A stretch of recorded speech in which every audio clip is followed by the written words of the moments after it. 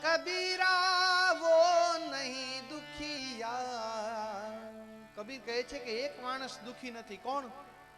जिसने मन को जीता, जो देखे सो दुखिया बाबा, सुखिया कोई नहीं। जो देखे सो दुखिया बाबा, सुखिया कोई नहीं। गमदा पा पा पा पा पा गमदा पा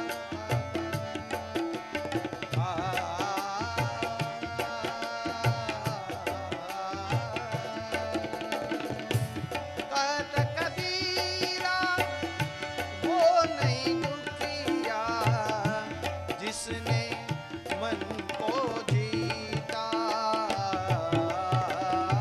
जो देखे सो दुखिया बाबा, सुखिया कोई नहीं। सुखिया कोई नहीं। सुखिया कोई नहीं। कहत कबीरा वो जन सुखिया, जिसने मन को जीता। जेने मन जीती लीधुं छे ए माणस सदाने માટે સુખી છે। ગમે ત્યાં જાય, ફાવશે, ચાલશે, દોડશે ને ગમશે, એટલું આવડે ને તો આપણે સુખી રહીએ। જરૂરી નથી કે રોજ આપણે એસી માં રહીએ, જરૂરી નથી કે રોજ આપણી પાસે ગાડી બંગલા હોય, જરૂરી નથી કે રોજ ચાંદીના વાસણમાં જમવા મળે, ક્યારેક કંઈ પણ ના મળે। કોક દિવસ તમે ટ્રેનમાં જાઓ, તમે હરિદ્વાર બાજુ જાઓ અને ઉનાળાનો ભર સમય હોય એટલે જોધપુર ને એ આજુબાજુનો રાજસ્થાનનો એરિયો છે ને એમાં પાણીના સીસાઈ નથી મળતા। પાણી પીવું ક્યાંથી? ઘણે ઘણે જગ્યાએ આટલી બધી તકલીફમાં આપણે એ સહન કરવી પડે છે। કેમ કે તમે જાઓ ક્યાં ન મળે તો કલાક, 2 કલાક, 4 કલાક, 5 કલાક સુધી પાણી ના આવે। તો જીવનની અંદર ઘણી ઘણી વખતે આપણા શરીરને અને મનને એવી ટેવ પાડવાની, એટલે વ્રત કરવાના આવે છે। એટલે આપણે વ્રત કરતા હોઈએ છીએ। થોડું ભૂખું પણ રહેવાનું। કથાની અંદર તો આમે કમ ખાઓ और ગમ ખાઓ, ઓછું જમો। બહુ જમે તો ઉપાધિ થઈ પડે ને। તો વારે વારે શરીરના ધર્મો બજાવવા પડે। કમ ખાઓ और ગમ ખાઓ। ગમ એટલે દુઃખ સહન કરો।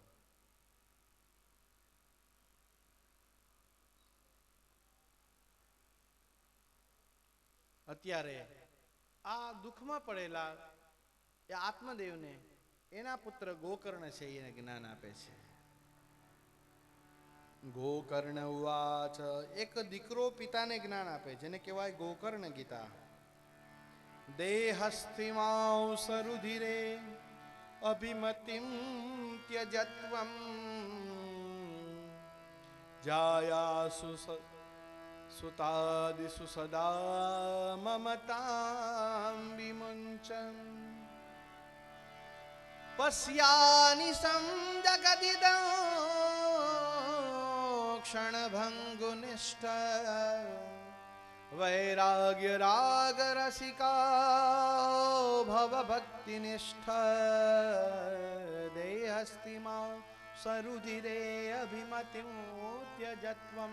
हे पिताजी, તમારા મનમાં રહેલું જે અભિમાન છે એને તમે છોડી દો। અભિમતિમ ત્યજત્વમ, તમારા શરીરની અંદર, પુત્ર પરિવારની અંદર તમારો ખોટો પ્રેમ છે એને તમે છોડી દો। જાયાસી સુતાદિષુ સદા, પુત્ર પ્રેમ, પત્ની પ્રેમ, આ બધું છોડી દો। આ બધું દુઃખરૂપ છે પિતા। પશ્યાનિ સંજગદિદં ક્ષણભંગુનિષ્ઠ। જુઓ પિતાજી, આ સંસાર છે એ પાણીના પરપોટા જેવું છે, ક્યારેય નાશ થઈ જશે, કાંઈ ખબર નથી। वैराग्य राग रसिको, वैराग्य ने धारण करो। राग जब विराग हो जाता है तब भगवान की प्राप्ति हो जाती है। रागी ना बनो, वैरागी बनવું જોઈએ। वैराग्य धारण करो। રસિક બનો. કેવા રસિક? તો કે કથાના રસિક બનો. ભક્તિને ધારણ કરો. ધર્મમ ભજસ્વ સતતમ ત્યજલોક ધર્માન. સતતને માટે ધર્મનું આચરણ કરો. ધર્મ કયો? ભાગવત ધર્મ. ત્યજલોક ધર્માન. લોક ધર્મને છોડી દો. લોક ધર્મ કોને કહેવાય? ફલાણું મારું ફલાણું થાય છે, મારે એને આટલું કરવાનું છે, એને ત્યાં મારે આટલા પ્રસંગો કરવાના છે, આને કહેવાય લોક ધર્મ. પણ ભાગવત ધર્મ ઉત્તમ કયો છે એનું ધારણ કરો. સેવસ્વ સાધુ પુરુષાન જહિ કામ તૃષ્ણામ.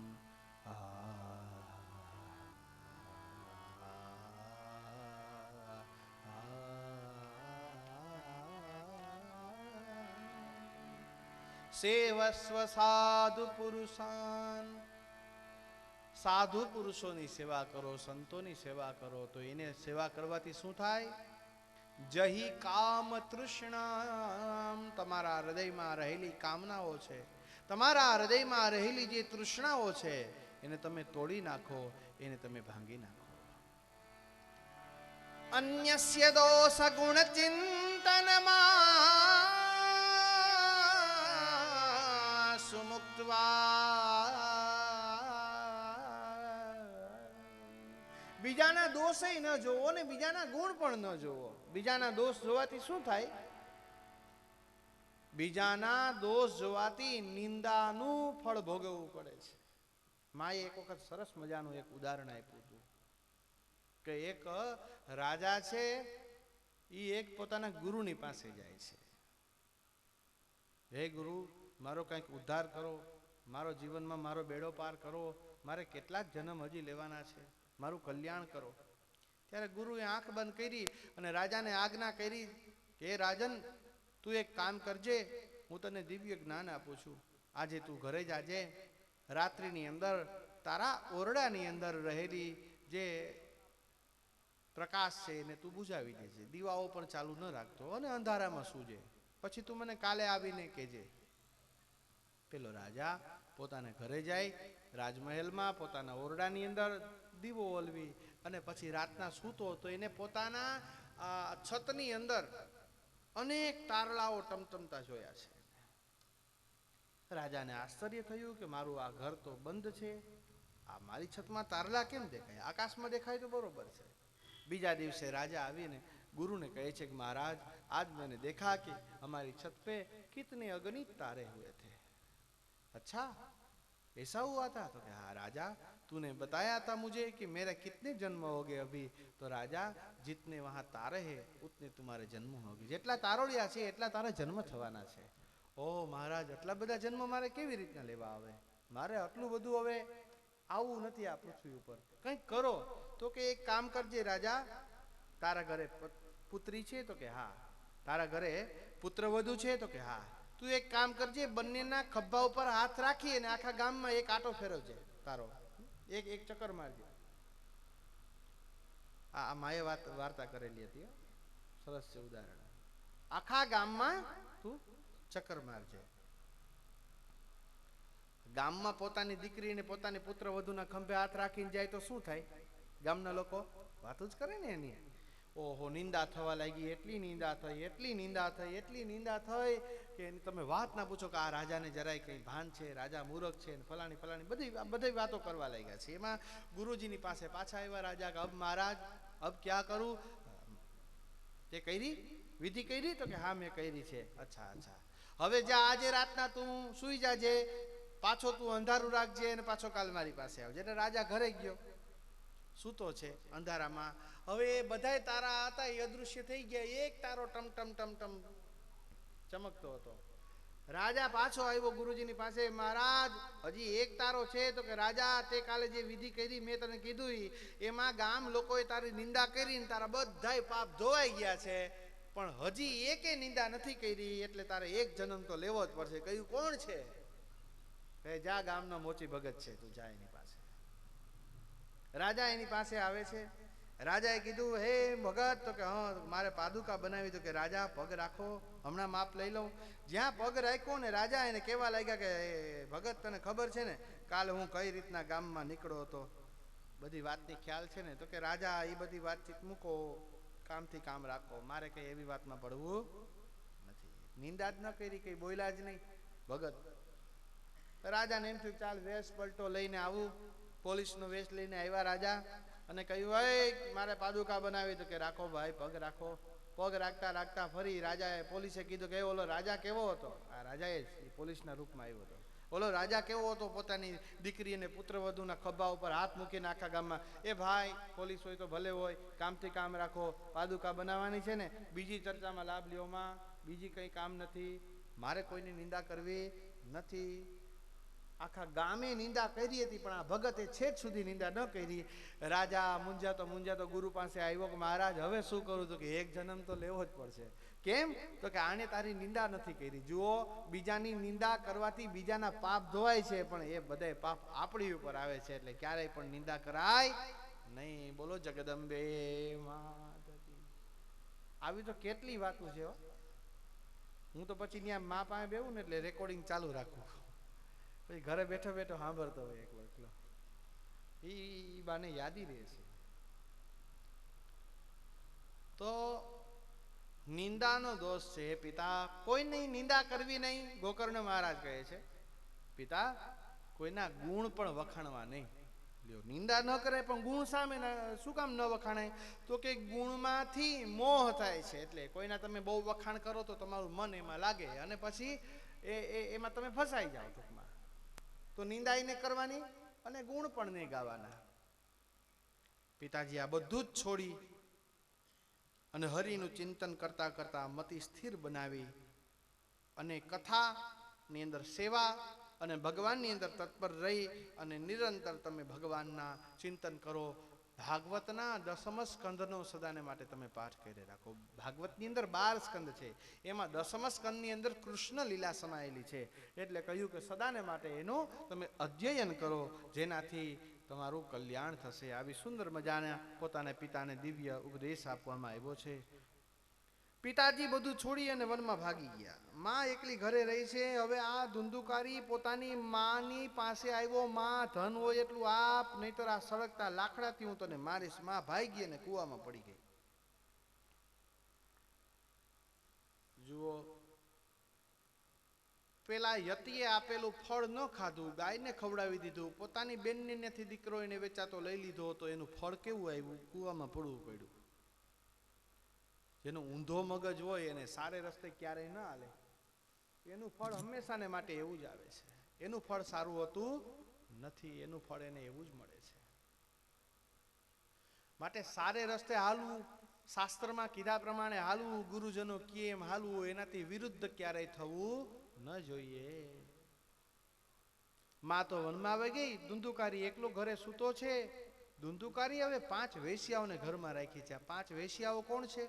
કામ, ક્રોધ, મદ, લોભ, મોહ, આ બધી વેશ્યાઓ છે. તમે ને હું આપણા હૃદયની અંદર જો કામ, ક્રોધ, લોભ, મદ, મત્સરને રાખીએ ને તો એ વેશ્યા રાખ્યા બરાબર છે. હવે આ બધીનું પૂરું પાડવા માટે ચોરી કરવા માંડ્યો, રાજાના ખજાના ચોરવા લાગ્યો છે. આ વેશ્યાઓને એમ થઈ ગયો કોક દી કમને મરાવશે. આ આટલી ચોરી કરે, રાજાને ત્યાંથી ચોરી કરતો થઈ ગયો. એટલે વેશ્યાઓએ શું કર્યું? એ નારીઓએ પેલા સૂતેલા ધુંધુકારીના હાથ પગ બાંધી એના મુખની અંદર ગરમા ગરમ ધગધગતા અંગારા નાખી દીધા અને કેમેય કરતા આનો જીવ જતો નથી. પાપી માણસનો જીવ ઘડીકમાંથી જાય નહીં, એને ઘણું પીલાવાનું હોય છે. અને સદભાગી હોય ને એનો જીવ જાતા વાર ન લાગે. હાથમાં રકાબી હોય, રકાબી ગરમ હોય ને ભાઈ ઓલવાઈ ગયા હોય, ફટાકો થાય. પાપી માણસ ઘડીકમાંથી મરે નહીં, એને ઘણું ભોગવવું પડે છે. કર્મ એના પૂરા કરવાના હોય છે. આ ધુંધુકારી પીડાતો મર્યો, એટલે અંતે યામતી સાગતી, એને છેલ્લે તૃષ્ણા હતી, એને છેલ્લે ખાવાની પીવાની એની ઈચ્છા હશે અને મર્યા પછી પ્રેતપણાને પામ્યો છે. માણસ મરે એટલે પહેલા વહેલા જે 10 દિવસ હોય ને એ 10 દિવસની અંદર એક દિવસે એક પિંડદાન દેવામાં આવે તો એ પ્રેત બને છે. પછી એને 1 વર્ષ સુધી યમરાજાના લોકની અંદર એને પરિભ્રમણ કરવાનું રહે છે. બધા નરકોના એના દર્શન થાય છે. એમાં એનું ફળ ભોગવવું પડે છે. અહીંયા આજે ધુંધુકારી પ્રેત થઈને ભટકતો હતો. હવે વાક્યા રૂપ ધરો નિત્યમ धावन् दश दिशोऽन्तरं सीतापत परिक्लिष्टो निराहार पिपासित न लेभे शरणं क्वापि हा देव इति मुहुर्वदन् हा देव करतो करतो પ્રેત ભટકતો હતો, ક્યાંય પણ એને શરણ પ્રાપ્ત થતું ન હતું. વાત્યાહાર પવન પીતો હતો, એને કોઈ જમવાનું આપતું નહીં. 10 દિશાની અંદર ફરતો હતો પણ ક્યાંય એને સ્થિરતા પ્રાપ્ત થતી નથી. આવું રૂપ એને મળ્યું છે. એક દિવસ ગોકર્ણ મહારાજ યાત્રા કરીને પોતાના ઘરે આવેલા, સૂતેલા હતા. એમાં રાત્રિની અંદર એને ઘણા ચિહ્નો દેખાણા છે. ક્વચિન મેષ ક્વચિન અગ્નિ ક્વચિત પુરુષો ભવત. ક્યારેક અગ્નિનો ભડકો દેખાય, ક્યારેક પાડો થઈ જાય, ક્યારેક હાથી બની જાય, ક્યારેક બકરો બની જાય છે, ક્યારેક માણસના રૂપમાં આવી જાય. આવું ચિત્ર વિચિત્ર જાત જાતનું એને દર્શન થવા લાગ્યા છે, દેખાવા લાગ્યું છે. ત્યારે કહ્યું કોણ, પણ બોલી ન શક્યો. એટલે ગોકર્ણ મહારાજે પોતાના પીવાનું જે જલ છે એમાંથી અંજલિ ભરી મંત્ર બોલી અને જ્યાં પ્રેતની ઉપર છંટકાવ કર્યો ત્યાં પ્રેતની વાચા આવી અને બોલવા લાગ્યો છે. અહમ ભ્રાતા ત્વદીયોસ્મિ ધુંધુકારીતિ નામતં સ્વકીયેનૈવ દોષેણ બ્રહ્મત્વં નાસિતં મયા. એ ભાઈ, હું તમારો ભાઈ છું, મારું નામ ધુંધુકારી છે. કહ્યું કેમ આમ તું થયા છે? કહે મારા અનેક જાતના પાપ છે. સ્વકીયેનૈવ દોષેણ, મારા ઘણા બધા પાપ છે. પેલો જેસલ જાડેજો હે દેવીની પાસે ગીત ગાય ને,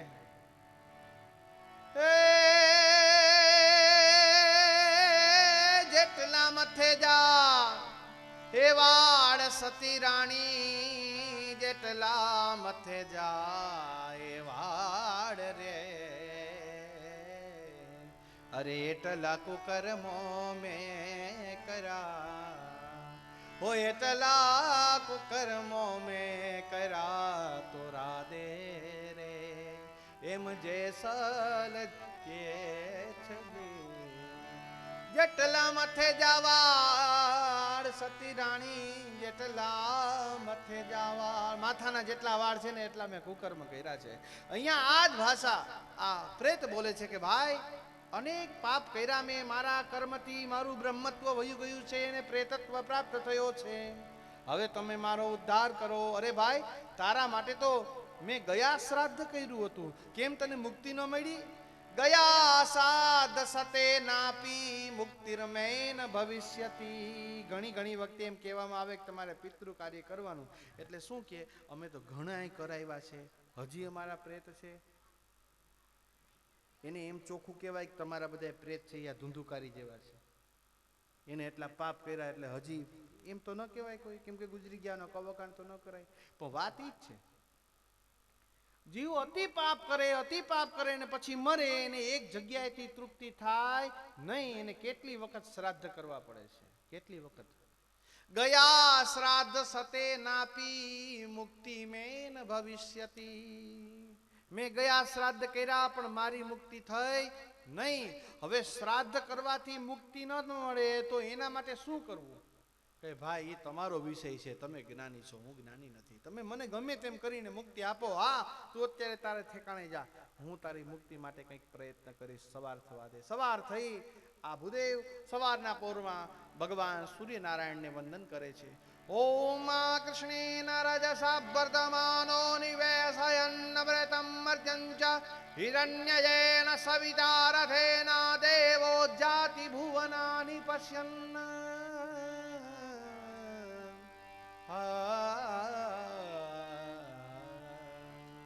યેય સદા સવિતુર્મંડલમધ્યવર્તી નારાયણ સરસિદા સરસન્નિવિષ્ટ કેયુરવાન મકર કુંડલવાન કિરીટી હારિ હિરણ્મય વપુ ધૃત શંખ ચક્ર.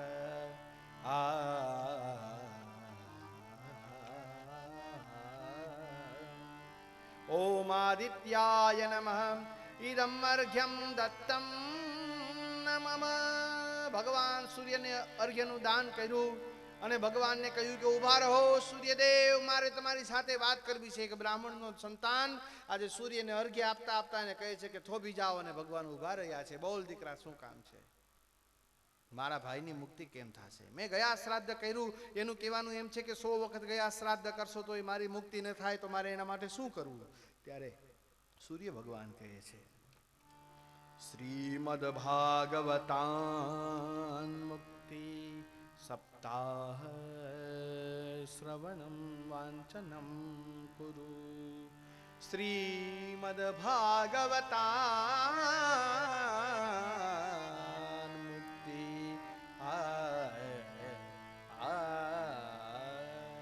તું તારા ભાઈને માટે શ્રીમદ ભાગવતનું વાંચન કર, જેનાથી એને મુક્તિ મળી જશે. 7 દિવસની વિધિ છે અને એમ કરવાથી એને મુક્તિ થાય છે. સૂર્યદેવનું વચન સાંભળી તરત જ પોતાને આંગણે આવ્યા. પોતે જ વક્તા બન્યા છે. એક વાંસને સરસ મજાની પોતાની વ્યાસપીઠ બનાવવામાં આવી છે અને ત્યાં એક વૈષ્ણવ બ્રાહ્મણને મુખ્ય યજમાન તરીકે ગામમાંથી રાખેલા છે અને એણે પોતાના નિયમો ધારણ કર્યા છે.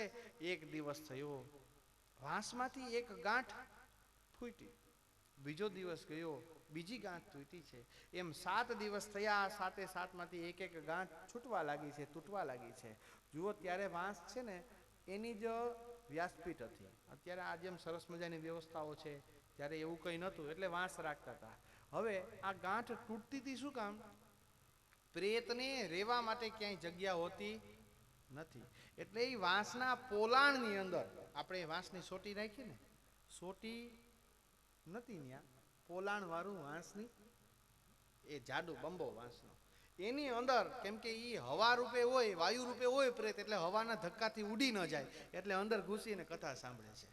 1 2 એમ જેમ જેમ દિવસ ગયા એ ગાંઠો છૂટતી ગઈ. મતલબ એના શરીરની અંદર હૃદયની રહેલા પાપની ગાંઠ છૂટી હતી. ઘણા એમ કે આ ખોટી રાખીએ કેમ આપણી કથામાં ન છૂટી?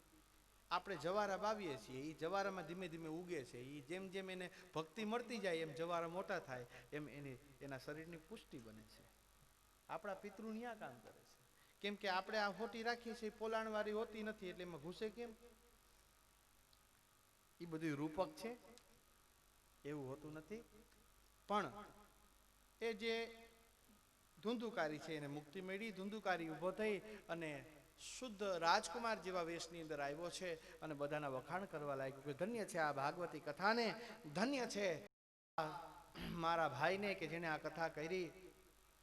જંગલમાં આગ લાગે તો સુકેલા વાંસ છે એ બળી જાય, સુકેલા ઘાસ બળી જાય છે, પણ એની સાથે સાથે રહેલા લીલા વૃક્ષ અને ઘાસ પણ બળી જાય છે. એમ જીવનમાં કરેલા મોટા મોટા પાપ તો બધાય ધોવાઈ જાય છે, પણ નાના નાના બીજા ઘણા બધા પાપ હોય ને, એ પણ આ કથાને સાંભળવાથી માણસ એમાંથી મુક્ત થઈ જાય છે. ધન્ય છે આ કથાને, ધન્ય છે. જીવન તો મચ્છર જેવું છે, 2 દિવસનું છે, પણ જો ભાગવતની કથા સંભળાઈ જાય તો જીવન મહાન બની જાય છે, ધન્ય થઈ જાય છે. એટલામાં આકાશમાંથી એક વિમાન આવે છે. વિમાન છે એ ચાલક અહીંયા નીચે ઉતરીને કહે છે કે ભાઈ આમાંથી ધુંધુકારી કોણ? પહેલાં ઊંચી આંગળી કરી કે હું છું, તો કે હાલ તને લેવા માટે વૈકુંઠમાંથી વિમાન આવ્યું છે. જેવી રીતના સાકેતની અંદરથી ભગવાન પોતાના રામ ભગવાન પોતાના અયોધ્યા વાસીઓને લઈ ગયા હતા. આજે વિમાનમાં જ્યાં બેસવા જાય ત્યાં ગોકર્ણે કહ્યું કે ભાઈ વિમાનવાળા ભાઈ, તો હા આની એક જ કથા નથી સાંભળ્યો, આખું ગામ સાંભળતું હતું, બધાને કેમ નથી લઈ જતા? તો કે એ લોકોએ નિયમથી નથી સાંભળી, આચરણમાં નથી લીધી અને માત્ર સાંભળવા બેઠા હતા, એટલે એના માટે વિમાન ના હોય. જો પાછી કથા કરો અને બધા નિયમ પાડશે તો બધા માટે વિમાન આવશે. તમે અહીં નિયમ પાડશો તો આ ગુંદા ગામમાં વિમાન આવશે છેલ્લે છેલ્લે લેવા. કેને કેને જવું? આ કથા સાંભળે તો વિમાન ઉપર આવશે. મારે તો નથી જવું, હજી તો આપણે ઘણી કથા કરવી છે. જવું છે? એ તો ઘેરે ઝઘડતા હોય ને તઈ બોલે કે ભગવાન હવે દોરી ખેંચી લે, બાકી હાચન આવે ત્યારે ખબર પડે. ઓલા માજીએ નહીં, હે મહારાજ હવે ઉપાડી લે, તો યમરાજા આવ્યા, હાલો માજી, તો કે માં હજી તો ઘણું જીવવું છે બાપ, એક કામ કર, આવ્યો તો આ છાણનું ટોપલું લેવા લાગે, એમ કરીને એની પાસે કામ કરાવી લીધું. યમરાજા વયા ગયા પાછા. તો કે માણસ, બાકી છેલ્લે છેલ્લે ખરેખર વિમાન આવે તો હું તો ન જાઉં. હજી માં કથા કરાવવાના જ ઘણી ને મારે હજી ઘણી કથા કરવાની છે. બોલો દ્વારિકાધીશ કી. ઓહો તમે લોભિયા બહુ છો. જઈને બોલો હરખી. કૃષ્ણ કનૈયા લાલ કી. બસ આમ થોડા થોડા હસતા રહેજો એટલે ખબર પડે છે કે તમે જાગો છો. ડચકું લેવાય નથી ગયું ને ક્યાંક.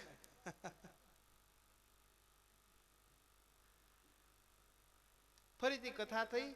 આખા ગામને લઈ જવા માટે થઈને વિમાન આવ્યું છે અને બધા એમાં બેઠા. જેવી રીતના રામ ભગવાન અયોધ્યાની અંદર બધા જ અયોધ્યાવાસીઓને લઈ અને સાકેત પોતાના ધામમાં લઈ ગયા હતા, એમ અહીંયા એમ વિમાન લેવા આવ્યું છે. આ કથા એટલી બધી ધન્યતા વાળી છે. આ કથાને કોઈ પોતાના પિતૃઓના શ્રાદ્ધની અંદર સાંભળે, આ ગોકર્ણ મહાત્મ્ય અને ભાગવતની કથા, તો એના પિતૃઓને અચૂક મુક્તિ પ્રાપ્ત થાય છે. બોલીએ ભાગવત ભગવાન કી. છેલ્લે છેલ્લે એક અધ્યાયની અંદર બધા નિયમો કયા છે.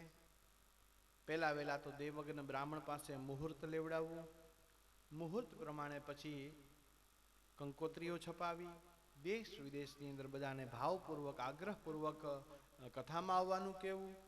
હવે તો આ ફોન આવી ગયા છે તો એનાથી આપણને સહેલું પડી જાય છે. ભાઈ કથા છે આવી જાજો, એ કંકોત્રી બરાબર જ છે.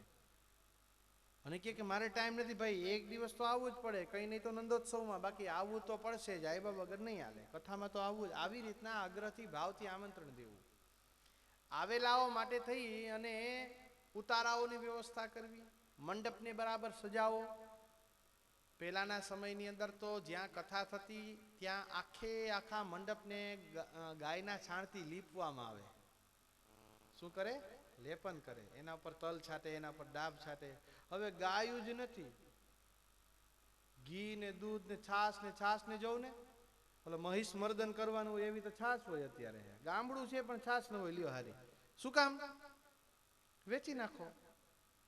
1 લીટર તો 1 લીટર વેચી નાખો. જી ભાવ આવ્યો હોય, ખાવા હાટું કોઈ રાખતા નથી. ઘી જોતું હોય તો ગામમાંથી ન મળે. કેવી વ્યવસ્થા આપણે ઊભી કરી છે. નહીતર ભગવાને ઢોર દીધા છે, દૂધે દીધું છે, પણ ખાતા પીતા નથી, તો ભગવાન માટે તો ક્યાંથી રાખતા હોય? આવી હાલત છે. ગાયો રાખવાની આપણા શાસ્ત્રોમાં આદેશ આપ્યો છે. હું તો કહું જેટલા ધર્મના અનુયાયીઓ છે ને, કે જેના માત્ર એક વચનથી માણસ કેમ કરવા મળે છે, આ બધા અનુયાયીઓએ પોતાના ભક્તોને અનુયાયીઓને એક ગાય રાખવાનો આદેશ દેવો જોઈએ.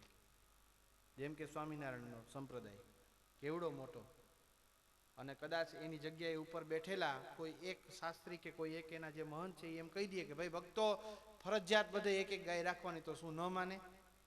માને જ, કેમ કરે છે. તો આ દુનિયાની અંદર ગાય, ગીતા અને ગંગા 3 ઉપર સંકટ છે. ગાય કોઈ રાખતા નથી, હેઠવાડો ખવડાવે છે. જેના આંગણાની અંદર ગાય હોય ને એને એકેય ગ્રહોની દશા લાગુ પડે નહીં, કેમ કે રોજ ત્યાં ગાયની સેવા થાય છે. જેના આંગણામાં ગાય પૂજાતી હોય ને એને કોઈનું મેલું લાગે નહીં. જેના આંગણે ગાયની સતત સેવા થતી હોય એના ઉપર કોઈ દિવસ કોઈ સંકટ આવતા નથી. એને સદાને માટે માં બચાવી રાખે છે. કેમ? તો કે એની ગૌ ભક્તિ છે. એટલે ગાય જેવું કોઈ પવિત્ર નથી. જ્યારે આદિ નારાયણ ગોલોકની અંદર હતા, કોઈ ગાય ન હતી, ત્યારે ભગવાનના ડાબા પડખામાંથી કામધેનુ ગાય પ્રગટ થઈ. કઈ ગાય? કામધેનુ ગાય. ઈ ગાયમાંથી જ બધી જ ગાયોના વંશ થયા છે. આ જર્સી ગાય ન કહેવાય હો, એ તો દૂધનો કોથરો કહેવાય. એક દૂધ આપે જાજી. શંકરા ગાય કે ને, ઈ ગાય ન કહેવાય. વર્ણશંકરી ગાય તો આપણી ગીર ગાય છે, આપણી દેશી ગાય છે. આ બધી ગાયો કહેવાય છે. તમે ખબર નથી, એક મુસલમાનનો આખો દેશ બધી ગાયોની જ સેવા કરે છે. આખા ગામની અંદર ગાયોની જ સેવા. અને ભૂલે ચૂકે કોઈ ગાયનો મારનારો કે ગૌ હત્યારો કોઈ એને મળી જાય તો ન્યાન્ય બધે ભેગા થઈને એને મારી નાખે. એ મુસલમાન છે બધા, પણ ગાયોની પૂજા કરે છે. લ્યો, આટલી હદે ગાયોની એને પ્રીતિ છે. ગાયોની રક્ષા થવી જોઈએ.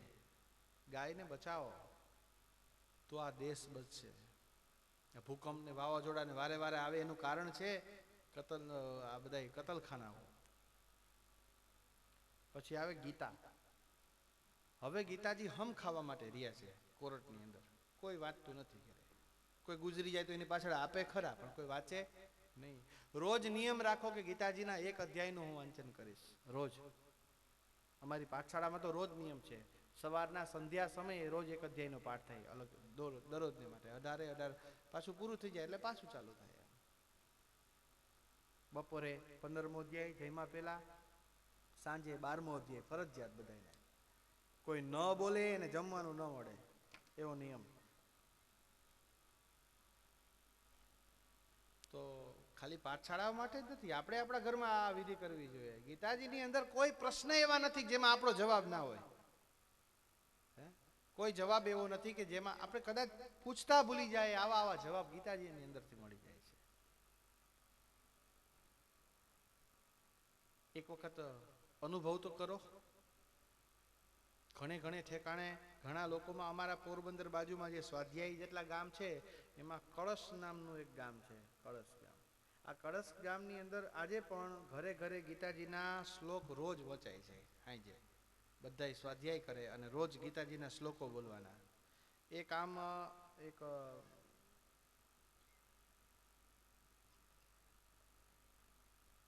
રાજકોટની બાજુમાં ગોંડલ પાસે એક ગામ આવેલું છે, નામ તો ભૂલી ગયો છે. ત્યાંની કંઈક 70 દીકરીઓને ગીતાજીના દરેક શ્લોક કંઠસ્થ છે. 70 દીકરીઓની. એ દીકરીઓ જ્યાં જ્યાં સાસરે જાય એનું કલ્યાણ કેવું થાય મોટું, જેને ગીતાજી આખા કંઠસ્થ હોય. તમે વિચાર તો કરો. અને પેલા એ ગુરુજી છે ને મારી, આજે આપણે ફોટો રાખીશ માં, ગુરુજીનું નામ શું? માના મંદિરમાં છે એ ફોટો. હે મનહરલાલ ગુરુજી એક છે, થઈ ગયા છે. અને એને જ એને એ બધી શરૂઆત ઝુંબેશ ઉપાડી હતી. દીકરીઓને ગીતાજી મોઢે કરાવવાના. હજી કરો, તમારા સંતાનોને ગીતાજી વંચાવો, એના શ્લોકો કંઠસ્થ કરાવો, તો આ દેશ બચી જશે. તો આપણી સંસ્કૃતિ એ હંમેશાને માટે બચી જશે.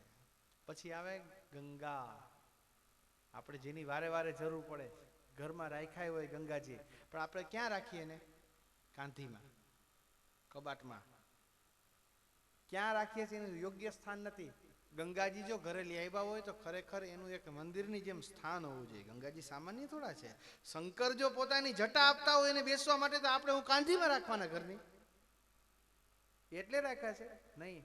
7 સ્ત્રોત હતા ગંગાજીના, એમાંથી 2 સુકાઈ ગયા છે. આ તો જુઓ, તમારા ને મારા ઉપર કૃપા કરે છે ગંગાજી. નહીતર શાસ્ત્રમાં લખેલું હતું કે આ ગંગા છે આ પૃથ્વી ઉપર 5000 વર્ષ સુધી ટકશે, પછી નહીં ટકે. તોય હજી આ 5 સ્ત્રોત આપણા માટે થઈને એને મૂક્યા છે ખુલ્લા માએ, અને કૃપા કરે છે, આટલા વહે છે. તો તમે એનું પાલન કેમ નથી કરતા? ત્યાં જઈને આપણે કચરાઓ કરીએ, ત્યાં જઈ અને સ્નાન વગેરે કરીએ, તો શેમ્પુ દઈ અને ગંગાજીમાં પડાય? ન પડાય. અરે સવારના પોરમાં પેલા નળમાં નાહવાનું, બાથરૂમમાં, અને પછી ગંગાજીમાં નાહવાનું. મેલું નહીં નાહવાનું. ગંગાજી એટલે પવિત્ર છે. પાપ કરો ને કૂદકો મારો, પાપ કરો ને એટલા માટે ગંગાજી નથી. ક્યારેક પવિત્ર બનીને જાઓ તો ગંગાજીને પ્રસન્નતા થશે કે બધે પાપ ધોવા આવે. આ તો વાલો કથા કરવા આવ્યો છે, આ તો વાલો અહીં કથા સાંભળવા આવ્યો છે, આ તો વાલો સત્સંગી છે, મારે નહીં આવ્યો છે. સત્સંગી માણસ જેટલા થાય ત્યારે ગંગાજી પ્રસન્ન થાય છે. ગંગાજી કેવટ ઉપર પ્રસન્ન થયા હતા. શું કામ થયા હતા? કે બધા મારણ્યા પાપ ધોઈ જાય છે, અને આ સ્વયં આજે નારાયણ પધાર્યા છે, એના ચરણ ધોઈ અને એનું જલ આજે મને પ્રાપ્ત થવાનું છે. કેવટને હું ક્યારેય પણ નહીં ભૂલું, કેવટને ક્યારેય પણ અધોગતિ નહીં થાય. આવા આશીર્વાદ ગંગાજીએ આપેલા છે. ગંગા બચાવો. સ્વચ્છતાના અભિયાનની અંદર આપણું પણ એક પુષ્પ પધરાવો. સ્વચ્છતા રાખો. ખાલી અસ્થિ પધરાવવા માટે ગંગાજી નથી. અરે ઘરે બેઠા બેઠા હર હર ગંગે બોલી અને તમારા મસ્તક ઉપર તમે જલનો એક લોટો ચડાવો તો એ ગંગાજીના સ્નાન કરાયા બરોબર છે. હર હર ગંગે બોલતા બોલતા નાવાનું. બાથરૂમ સિંગર નહીં થવાનું, પણ ગંગાજીના ગુણગાન ગાતા ગાતા નાવાનું છે. તો ગંગાજીનો મહિમા છે, બહુ મોટો છે, આગળ કથામાં પણ આવશે. તો આવી રીતના કથાના જે નિયમો હતા એમાંથી આવી વાતો સુંદર મજાની કે ભાઈ પહેલાના જમાનામાં લીપેલું હોય અને એ ગાયના છાણની ઉપર હજી આજે કોઈ ગુજરી જાય તો પહેલા વહેલા ગાયનું છાણ લઈ આવે, ભૂમિ ઉપર લેપન કરે અને એના ઉપર સુવડાવી દે. શું કામે ખબર છે? આ ગાયનું છાણ છે એ એન્ટીબાયોટિક છે. એ જ્યાં હોય ત્યાં કોઈ જીવજંતુ ન થાય. એટલે આપણા પૂર્વજો બધાય મકાન છે એને ગાયના છાણથી માટી અને ગાયનું છાણ આ બંનેને મિક્સ કરી અને એના લેપનથી આખે આખું ઘર બનાવતા. એમાં ન ગરમી લાગે કે ન અતિશય ઠંડી લાગે, આવા મકાનો થઈ જતા. અને ચોખ્ખી ભૂમિ, ન કોઈ જીવજંતુઓ કોઈ દિવસ નડે. કેટલું પવિત્ર ગૌમૂત્ર, કેટલું પવિત્ર છે, કેટલા ફાયદાઓ થાય અનુભવ કરો. હવે તો સાબુઓ બને છે ગાયના છાણના. હા, બહુ સત્વ સાબુ.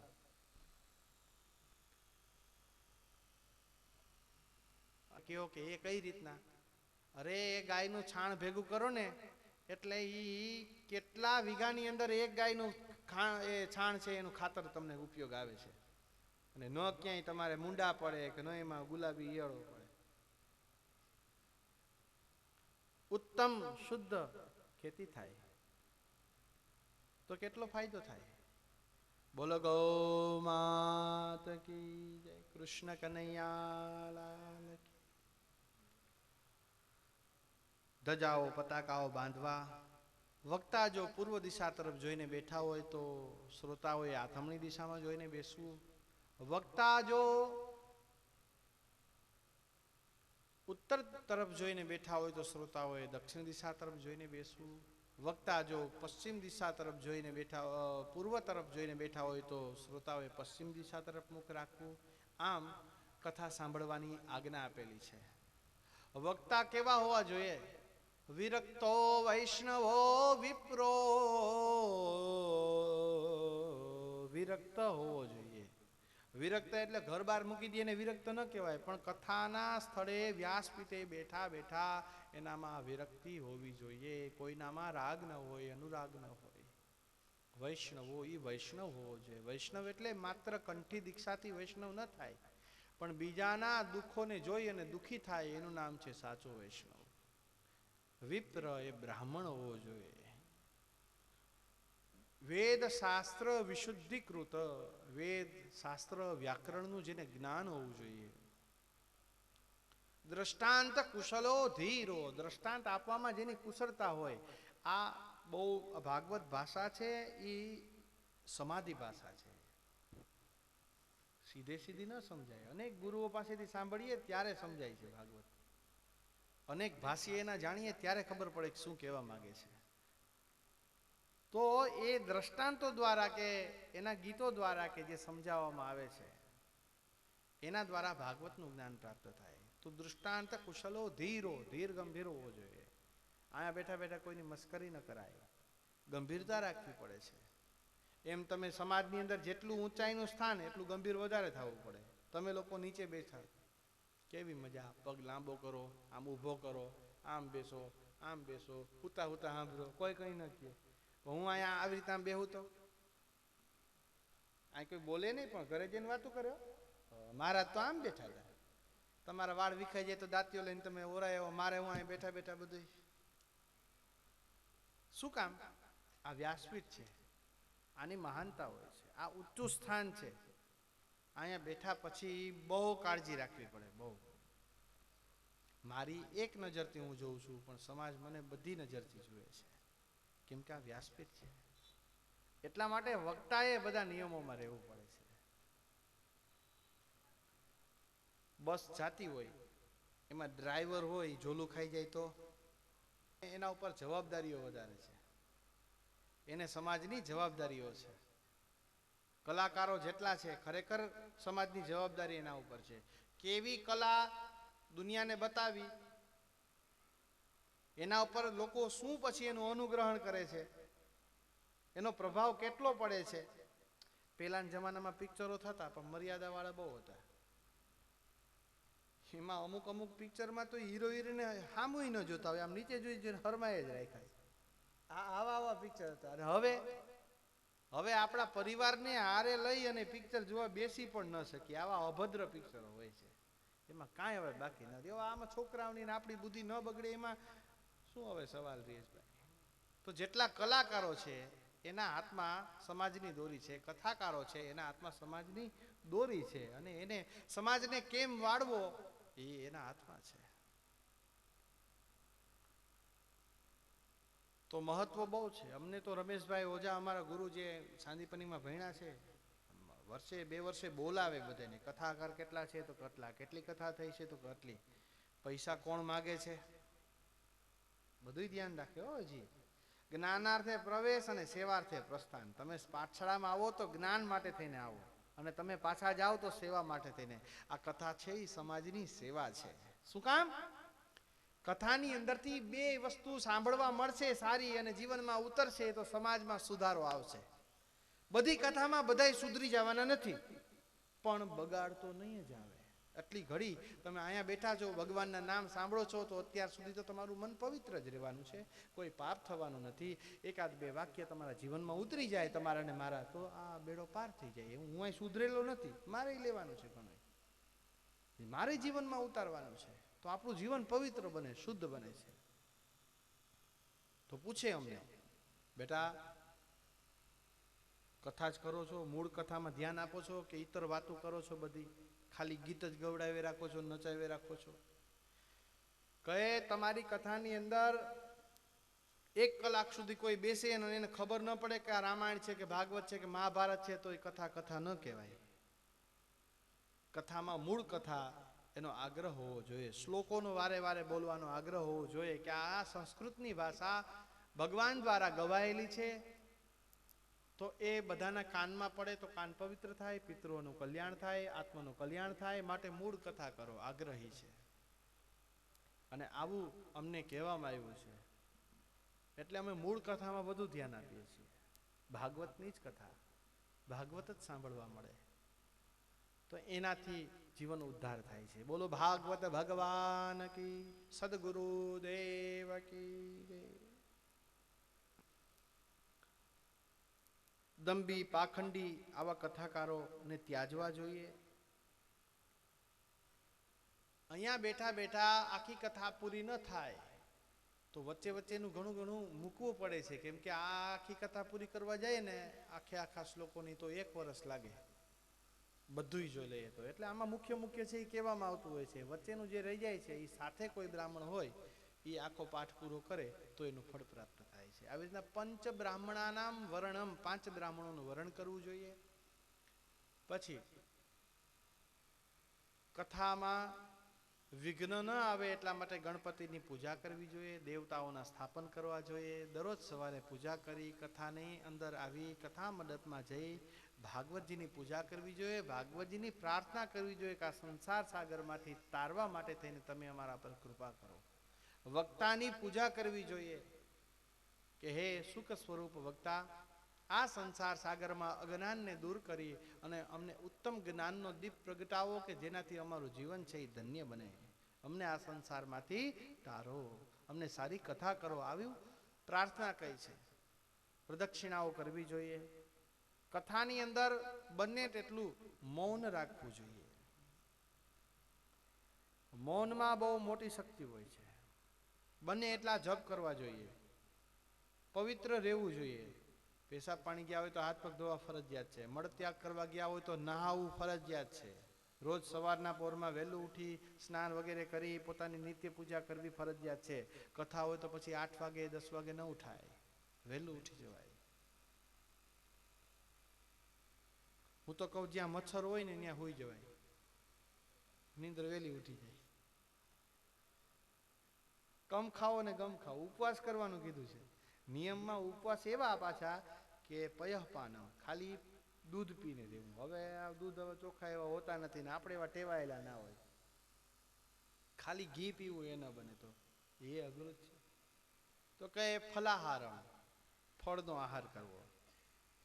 એ પણ ન થાય તો એક સમયે ભોજન કરવું, એક સમયે ફળ લેવું. એ ન થાય તો તમે તમારે 2 ટાઈમ જમી લ્યો, પણ કમ ખાઓ અને ગમ ખાઓ. ઓછું જમવું, જેથી કરી શરીરને ભાર ન લાગે, શરીરની તબિયત બરાબર હચવાય. બીજું કે કથા દરમિયાન જેટલું જમીએ એ બહુ અતિશય મસાલાવાળું, તેલવાળું, તીખું, તમતમતું આવું જમવું નહીં.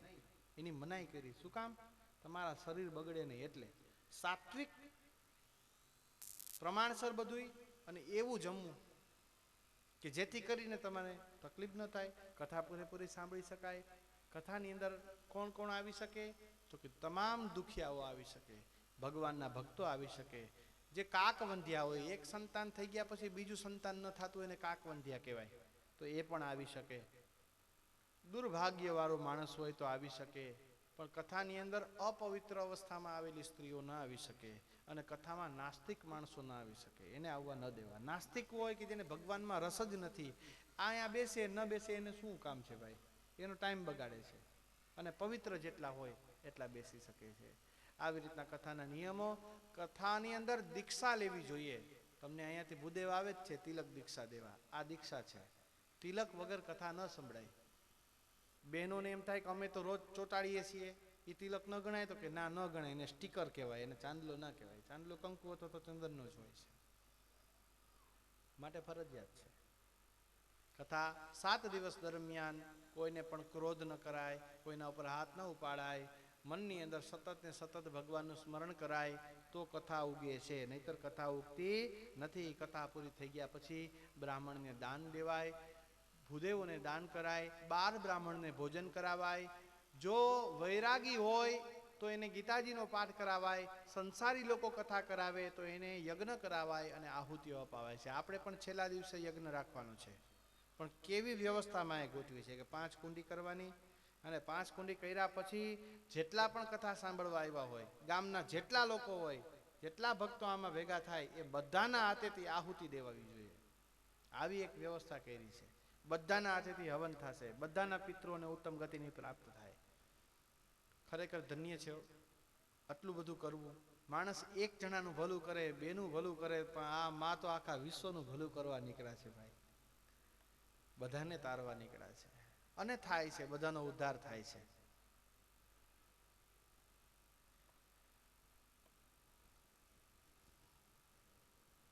હેમ સિંહમ સુવર્ણ યુક્તમ. ગાયનું દાન કરાય, ભૂમિનું દાન કરાય. સોનાના સિંહ ઉપર ભાગવતજીને પધરાવી અને એવી રીતના ભાગવતજીનું દાન કરાય. આ બધું શક્તિ પ્રમાણે કરાય. તીર્થ ઘર બારીને તાપણા ન કરાય, ઘર વેચીને તીર્થ ના કરાય. આપણી પાસે જેટલી શક્તિ એવી ભક્તિ કરાય. અમે ક્યારેય પણ કોઈને કહેતા નથી કે અહીંયા પોથી ઉપર આવીને આટલા મૂકો, આટલા મૂકો. ભાઈ તમારામાં જેટલી શક્તિ હોય તમે એટલું કરો. આ ભગવાન તમારા છે, જેમ અમારા છે એમ તમારા છે. તમારા ફૂલફૂલિયાઓના મોઢામાં 10 રૂપિયાની ચોકલેટ કે 10 રૂપિયાના બિસ્કિટ ન ખવડાવી શકતા હોય તો અહીંયા આવીને લૂંટાવાની જરૂર નથી. દાનનું મહત્વ હોય છે. તમારી પાસે હોય તો જ કરાય. શક્તિ થાય ને અંદરથી ઈચ્છા થાય, ધક્કો મારીને નહીં કે હાલ હાલ બતાવે. ઈચ્છા થાય તો પ્રેમથી, પ્રેમથી અપાયેલું દાન દાન છે.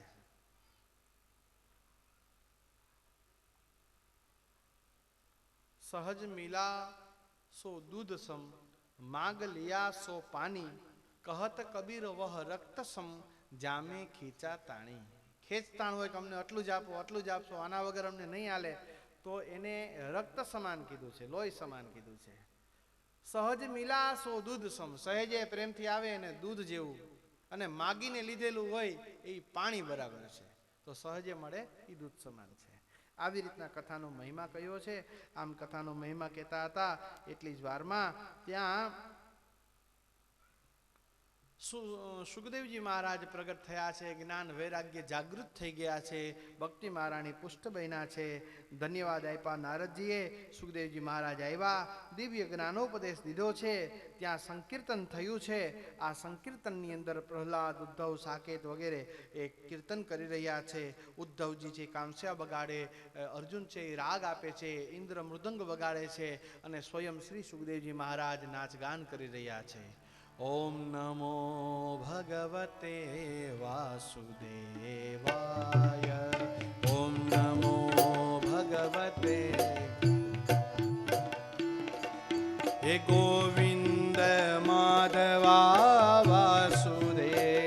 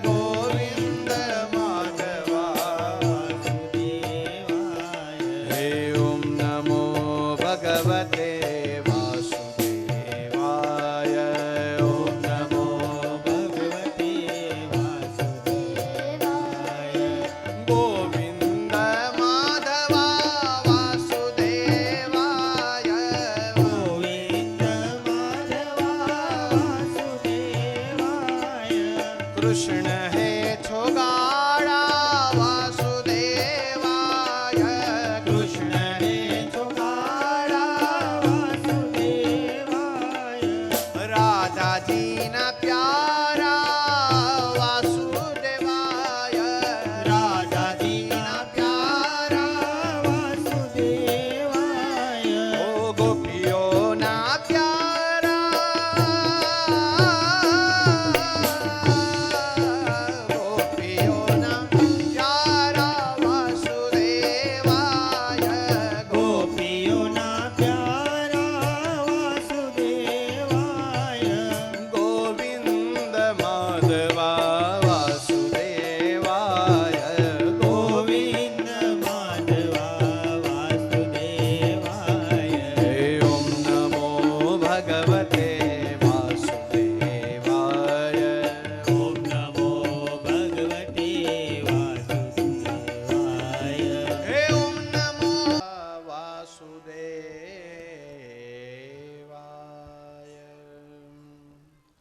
દિવ્ય સંકીર્તન થયું છે. ભક્તિ મહારાણી એ સુખદેવજીની સામે ઉભેલા છે. શ્રી સુખદેવજીએ પરમાત્માને યાદ કર્યા અને ત્યાં સ્વયં નારાયણ ઉપસ્થિત થઈ ગયા છે. બોલીએ નારાયણ ભગવાન. ભગવાને કહ્યું કે માગો. શ્રી સુખદેવજીએ કહ્યું કે મહારાજ, જેમ આ સંકીર્તનમાં આવ્યા, જેમ આ કથાની અંદર હાજરી આપી, એમ જ્યાં જ્યાં કથા થતી હોય ત્યાં નારાયણ તમે હાજર થઈ જાજો. બોલીએ નારાયણ ભગવાન કી. એટલે કે જ્યાં જ્યાં કથા થતી હોય ત્યાં નારાયણ હાજર રહે છે. ઘણા કહે ને કે મોરારી બાપુના કથાની અંદર હનુમાનજી મહારાજ આવે છે. અરે ભાઈ, ગવાઈ ગયું એકલું. ખાલી મોરારી બાપુ જ નહીં, નાનામાં નાનો કથાકારથી માંડીને કોઈ પણ એ કથામાં બેઠા હોય ત્યાં હનુમાનજી, રામાયણ હોય તો હોય ને હોય જ. અને જો ભાગવત હોય તો સમસ્ત દેવતા, આપણે પહેલી વાર કથામાં કાલે બોલ્યા હતા ને પહેલા જ, કે દરેક જાતના તીર્થો, બધા વેદ, વેદાંતો, ઉપનિષદો, પર્વતો, અરણ્યો, બધા ભગવાન ત્યાં હાજર થાય છે. અને આ અત્યારે કહે છે કે એ કથાની અંદર સંકીર્તનમાં ભગવાન હાજર થઈ ગયા છે. સ્વયં નારાયણ પધારે છે. ખાલી હનુમાનજી જ નહીં, સાક્ષાત રામ અને સીતા, સાક્ષાત કૃષ્ણ અને રાધા પણ પધારે છે. બોલીએ નર નારાયણ ભગવાન કી. સ્વયં બિરાજમાન થાય. ભાઈ એની કથા હોય ને એ ના આવે? હે, દરેક કથાની અંદર ભગવાનની ઉપસ્થિતિ હોય છે ને હોય છે. કયા સ્વરૂપે આવે કોઈને ખબર નથી. એટલે વક્તા હંમેશાને માટે બધાની સામે હાથ જોડી અને પ્રાર્થના કરે છે, બધાને વંદન કરે છે. શું કામ? તો કે સામે બેઠેલા ખાલી શ્રોતા નથી, એમાં ક્યાંક ભગવાન પણ આવીને બેઠેલા હોય છે, આપણને ખબર હોતી નથી. બોલીએ દ્વારિકાધીશ કી. એટલે કથામાં જાય ને એનો મહિમા એના ઘરમાં મોટો થઈ જાય. જો આ કથામાં ગયા હતા, કથા સાંભળવા ગયા હતા, એને બધા માન આપવા માંડે છે ઘરમાં. શું કામ? તો કે કથામાં ગયા હોય તો ત્યાં ભગવાને આવ્યા હોય, આ ભગવાનને મળીને આવે છે. અને આ સ્વયં નારાયણ તો છે, સ્વયં ભગવાન તો છે. દરેક ભગવાનની હાજરી જ હોય છે. દરેક કથાની અંદર ઈશ્વર બિરાજમાન છે. અહીંયા વરદાન માંગ્યું છે કોણીએ? સુખદેવજીએ, કે આ જ્ઞાન વૈરાગ્યને જન જનની અંદર સ્થાપના કરો, બધાની અંદર. તો કે તથાસ્તુ. ભક્તિ મહારાણીને બધાની અંદર સ્થાપના કરો, કહે તથાસ્તુ. બધા જ વૈષ્ણવોને જ્ઞાન વૈરાગ્ય ભક્તિ આવશે. કહે કથામાં જેમ અહીંયા પધાર્યા છો એમ જ્યાં જ્યાં કથા થાય ત્યાં તમારે પધરામણી કરવાની છે. બોલીએ દ્વારિકાધીશ. આવું વરદાન શ્રી સુખદેવજીએ માગેલું છે. અસારે સંસારે વિષય વિષસંગા કુલધિય ક્ષણાર્ધમ ક્ષેમાર્ધમ પિબત ભાગવ કથા ભાસુક ગાથા તુલસુધામ. અસાર સંસારના અન્ય વિષયોની અંદર પોતાનું મન ઉઠાવી અને આ ઉત્તમ ગ્રંથને ધારણ કરો, શ્રીમદ ભાગવત કથાને સાંભળો.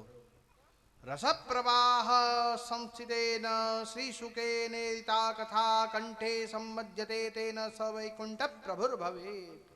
જે માણસ આ શ્રી સુખદેવજી દ્વારા કહેલી કથા છે એને પોતાના કંઠની અંદર ધારણ કરે, એ પ્રભુર્ભવેત, વૈકુંઠમાં ભગવાન જેવું સ્વરૂપ એને પ્રાપ્ત થઈ જાય છે. બોલીએ નારાયણ ભગવાન કી. एतां यो नियतया शृणोति भक्त्याश्च यश्चैनां कथयति श्रद्धवैष्णवाग्रे तौ सम्यग् विधिकरणात् फलं लभेते यथार्थान्न हि भुवने किमप्यसाध्यम्। જે આ કોઈ વૈષ્ણવની સામે આ કથાને સંભળાવે, પોતે સાંભળે, ગ્રહણ કરે, એના માટે આ જગતમાં શું અસાધ્ય છે, એને શું ન કરી શકે ભાઈ, એના માટે બધું જ તત્પર છે. ભગવાનની કૃપા બધી એના માટે થઈને તત્પર રહે છે.